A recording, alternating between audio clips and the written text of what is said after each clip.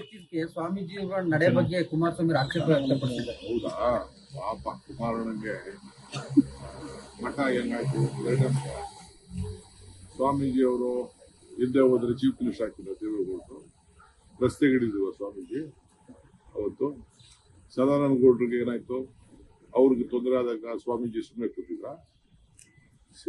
ಕೆಲವು ಸಂದರ್ಭದಲ್ಲಿ ಕೆಲವರು ಮಾತಾಡ್ತಾರೆ. ಈಗ ನಾನು ಬೇರೆ ಸ್ವಾಮಿಗಳು ಮಾತಾಡಿದ್ರಪ್ಪ, ಅದನ್ನ ಬೇಜಾರು ಮಾಡ್ಕೊಂಡಿದ್ದೀರಾ?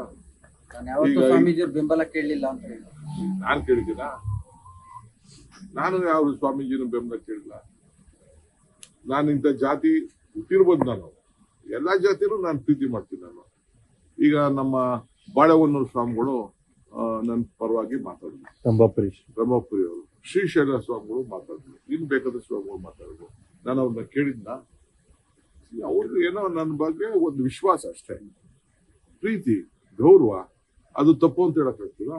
ಈ ಜೈನ ಸ್ವಾಮಿಗಳು ಓಪನ್ ಆಗಿ ದೊಡ್ಡ ಬಹಿರಂಗ ಸಭೆದೇನೆ ಅವರು ಆಶೀರ್ವಾದ ಮಾಡಿ ಹೇಳಿದ್ರಪ್ಪ ಧಾರವಾಡದಲ್ಲಿ.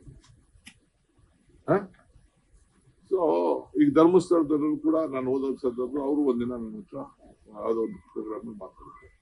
ಸೊ ನಾನು ಅವ್ರು ಕೇಳಿದ್ದ. ಸೊ ಅವರ ಪ್ರೀತಿ ವಿಶ್ವಾಸನ ಒಂದ್ ರೀತಿ ವ್ಯಕ್ತಪಡಿಸ್ತಾರೆ. ಅದನ್ನ ತಪ್ಪು ಅಂತ ಹೇಳಕ್ಕಾಗ್ತದ? ಇವರೇ ಬಿಡಿ, ಅವರು ವಿಶ್ವಮಾನವರು.